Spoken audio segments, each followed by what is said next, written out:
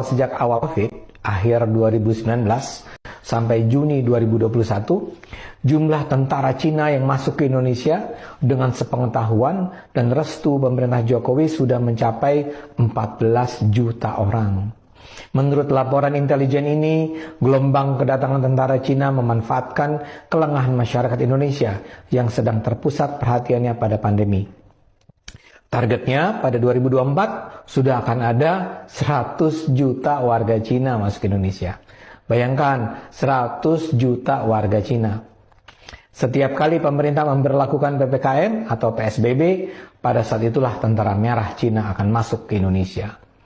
Sebagian akan berpura-pura menjadi tenaga kerja asing atau berpura-pura menjadi tenaga kesehatan dengan menggunakan seragam APD, perawat, dokter yang mengenakan masker. Dalam skenario besar ini, jumlah warga Cina akan mencapai pada titik di mana mereka akan menguasai Indonesia dan menyingkirkan warga pribumi.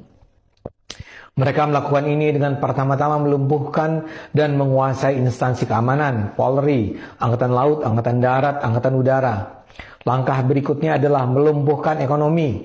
Dengan kebijakan-kebijakan PPKM, ekonomi rakyat dan ekonomi pribumi akan melemah. Seluruh sendi-sendi ekonomi kaum pribumi lumpuh. Mereka yang bekerja di sektor informal tidak akan sanggup bertahan. Sementara sebaliknya, perusahaan-perusahaan Cina, terutama yang memiliki koneksi dengan bisnis di tanah leluhur, akan semakin berkibar dan berjaya. Karena itulah kebijakan PPKM akan terus diperpanjang Jokowi tanpa disadari oleh rakyat yang patuh begitu saja dengan keputusan rezim. Dalam kondisi krisis ini, rezim Jokowi akan semakin memperkuat hubungan kerjasama dengan Cina. Dengan alasan demi pemulihan ekonomi, pemerintah akan membuka lebar investasi Cina. Dan berbeda dengan investasi asing lain, Cina bukan hanya akan mengirimkan modal, namun juga mengirimkan manusia. Yang akan dikirim bukan hanya manajer, ahli, teknisi, tapi juga buruh.